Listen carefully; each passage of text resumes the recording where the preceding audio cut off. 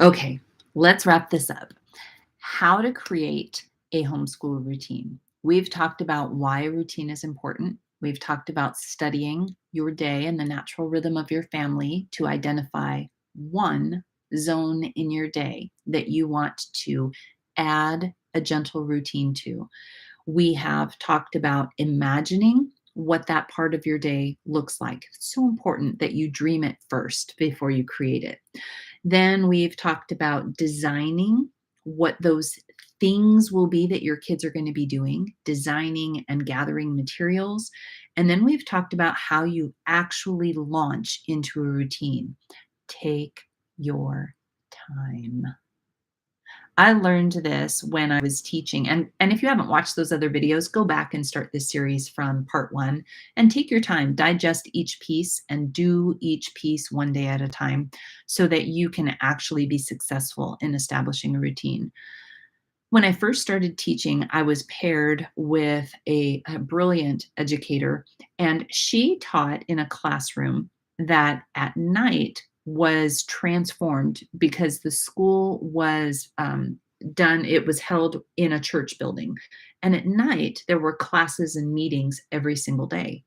So she had a sixth grade class that had to tear down and set up the classroom for the church. And then in the morning, they would have to put their classroom together. And she thought, wow, this is going to be a nightmare. So she knew that if she didn't create a routine and train the kids to do it properly, that she would lose half an hour to 45 minutes a day of teaching. She thought, well, that's not acceptable. We're going to get this down to 5 minutes. It's going to take them 5 minutes to set up the classroom and 5 minutes to break down the classroom every day. So what did she do? She imagined what it would look like. She planned it, she designed it, and then the kids practiced it for 2 weeks straight. She made it fun. She had food. She had prizes. She made it a game. They would do it and like as drills, and it was this breakdown, setup, breakdown, setup, breakdown, setup until the kids could do it within 5 minutes.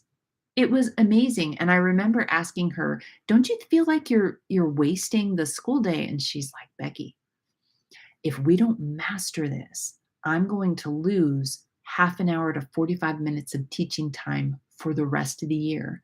But if I invest in this time now, I'm going to get all that time back and we won't miss a beat." And she didn't. It was brilliant. Those kids they had great attitudes, they were efficient, excuse me, they were efficient, and they could set up that classroom and break it down without skipping a beat. It was an amazing thing for me to witness. And it was back before I really started homeschooling, and it really established how important the training time is. This is where most of us get it wrong. We show our kids how to clean up a space and then we expect them to know how to do it. We explain to them how to come to us when we call and we expect them to do it. We train them how to say thank you for something that they didn't really like and then we expect them to do it. When in reality, they need to practice for a lot longer than we're comfortable giving them. So when you're establishing a homeschool routine, start small, work on one part in your day, and then you practice until they get it.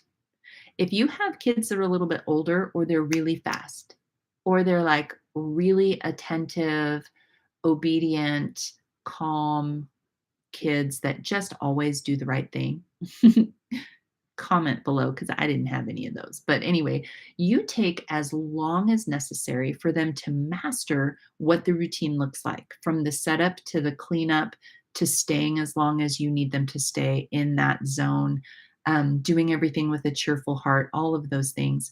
For some of your kids, you will only need to demonstrate a routine once and then they're ready to do it. Some of your kids might need a week or longer in order to get your routine. But I want you to understand something. It is worth the time of training. It is worth it. Imagine knowing that you need to teach your older kids the quadratic equation. Okay, but first you need to study how to solve the quadratic equation, right? So you need an hour in the afternoon in order to study that. And it's independent time. And all 12 of your kids, or however many you have, know what independent time looks like. They go to their station, they clean it up, they stay there for however long you've dictated, wrong word, trained them. And then when the timer goes off, they let you know 2 more minutes. And then you set the timer again. And then when the timer goes off, you say, okay, independent time or that time is over. And then they clean up. Imagine what that does for you. It gives you the space in your day to do what you need to do, to study, to teach, or to pursue relationships or crafts or whatever it is that you need to do during that time. This is a freedom giver. This is a peace bringer, and it is worth the time of training. If you're consistent, your kids will get faster and faster at it. At the height of my homeschooling, where I had littles and olders all at the same time, imagine stepping into my day. Excuse me, it's been smoky here. Excuse me. Imagine stepping into my old homeschool day. We would wake up in the morning and we had our morning routine set. Then the kids would go to station time. There's a video connected somewhere to this, to PlayStations. There were 4 stations, sometimes 5, in the day where the little kids had a magnet on the refrigerator and they chose which station they were going to be, and they played in that station for 20 minutes. And then when the timer went off, they would clean up. We did the whole thing. They would clean up and then they'd move to another station. Then we'd have a snack. Always feed snacks, good snacks. Then they would do another station, and then it was lunchtime. So the morning routine was that we would get up, we would do breakfast, we would do Bible, we would do circle time. The older kids would do math, the younger kids would do their PlayStations in 20 minutes, 20 minutes, break, 20 minutes, 20 minutes. That's 80 minutes of time that I could work with the bigger kids or peel off one of the kids. One of the stations was time with mom, and we would either cuddle and read a story, or we would do a special, craft or something together. Then there was lunch. If we had errands, we would typically run errands right at that moment in the day. Then there would be an hour of independent reading time, and everybody would just go to their corner or in the living room or outside. Everybody would read for an hour. And then we would do the last anything that we needed to do. And then it was free time and the kids would play. And the day, now a lot of that required me. So I was working with the kids in different quantities and combinations from sun up until about 2 or 3 in the afternoon. And then the kids would play. But what that did was it taught the kids that there was a routine and a rhythm to the day. They loved their PlayStations. Standing at the kitchen and scrubbing the sink was one of my kids' favorite activities, and he would beg to just, "Can I just clean the sink?" Let me think about that for a second. Some of the other kids would love to clean their toys. You'd give them a toothbrush and a tiny little bit of soap and a sink of water, and they would just clean all their toys.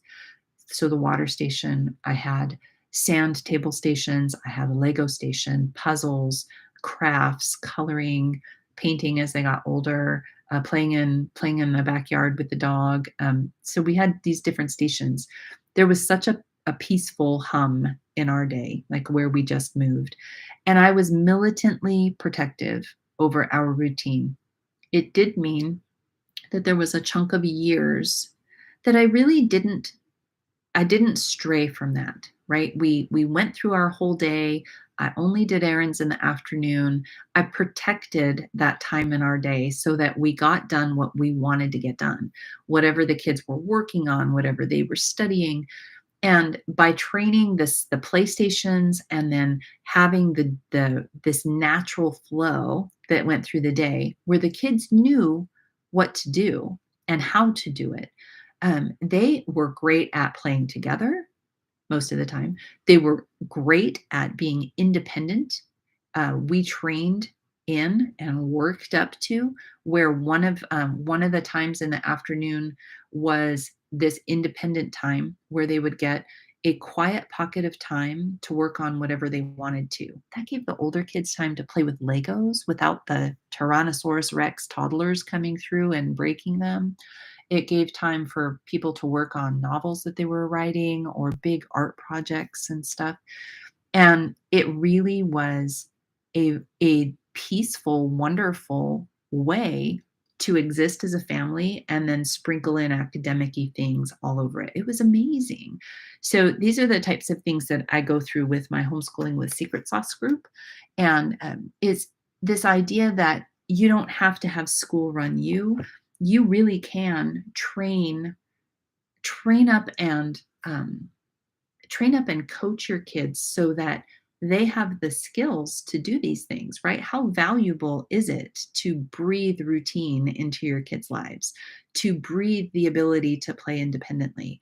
My kids were always close by. Some of the stations during the morning time when we did have PlayStations, this we taught at the kitchen table. The kitchen was right there, and I had a water station going, an art station, a puzzle station, playing on the playpen. I had kids that were playpen age, so we did a playpen station where they'd play with different things. And then so we were all in the same space. So the kids don't have to be in different corners of the universe, but you can design this however it works for your family. I just want to encourage you to take the time to think about it and to design it and then to practice it until your kids get it, because practice makes permanent. You want your kids to be independent. You want them to be able to focus. And these are the types of things that you get when you are coached into doing something by yourself, and being okay with silence is a brilliant thing. That was one of the stations had this quiet aspect to it of reading. So how long should your routine run in your day? It's going to be different for you than it will be for your next door neighbor or it was for me. When I did stations, I did them in 20-minute sections. The human brain loves to learn for about 20 to 40 minutes. After that, it gets bored. So I used that to my advantage. I would do a 20-minute station and then a food or water break. And then I would do another 20-minute station and then a food or a water break. In the afternoon, some of the routines would last for 40 minutes, 45 minutes, depending on what they were. So it's your home, your family, your kids. You decide what you want it to look like, and then you break it into doable pieces and you design them the way that you want them to be, and then you take the time to train them. Um, when everything's out of control, you just peel back everything else and you just focus on routine. And I promise it pays off in the end. So, again, my name is Bekki with A Better Way to Homeschool. If you would like to take a look at my Homeschooling with Secret Sauce membership group, there is a link down below. And I think that's it. You've got this, Mama. Design, and set up and start picking apart one part of your day at a time. And once you have that mastered, move on to the next part and the next part until you've designed a whole day. Doesn't have to be militant, but you have a whole day of just this predictable, wonderful routine that will help your kids settle in and will breathe peace into your day. So I'd love to hear how this works for you. And if you have any other ideas for any of the other homeschoolers, just comment below and I will see you in the next video.